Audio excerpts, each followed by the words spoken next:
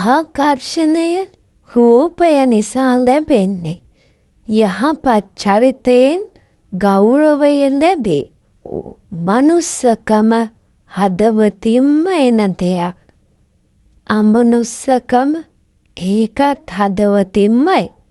හිතන දේ නවතා ගන්න හැකි නම් හිතට සහනයක් දෙන්න හැකි වෙනවා.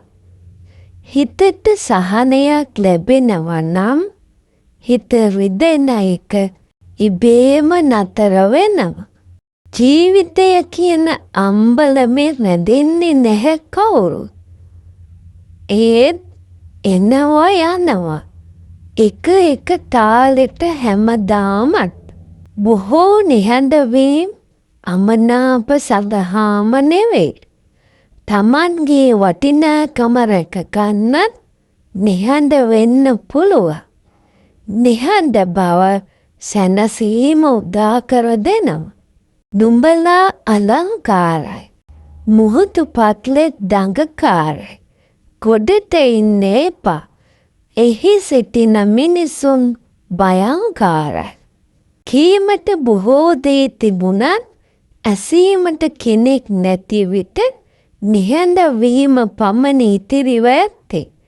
නිහඬ වීම තුල ඇති හඬ ඇසෙන්නේ හදවතට පමණ. අත්පත් කරගන්න උත්සාහ කරන්න එපා. එය හරිම වෙහෙසකාරයි. අස්පස් කරගත් සිත හැම විටම නෙවෙයි.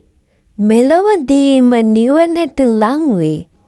ඉක්මනින් සිත සුවපත් වේ. කුණු ඉවත් කරගත් වැල්ලේ තබන බර අඩි ඊළඟ වැල්ලේ මෙකෙනවා. එය සත්‍යයක්. හිත වැල්ල වගේ කරගන්න හැකිනම් ඉතා සතුටින් කාලය ගත කරන්න පුළුවන්.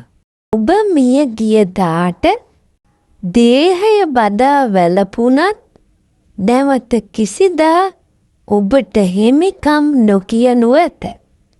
ඔබ පනමෙන් ආදරය කළ කිසිවෙකු ඔබට ආදරය කළ කිසිවෙක් එසේ නොකරනු ඇත.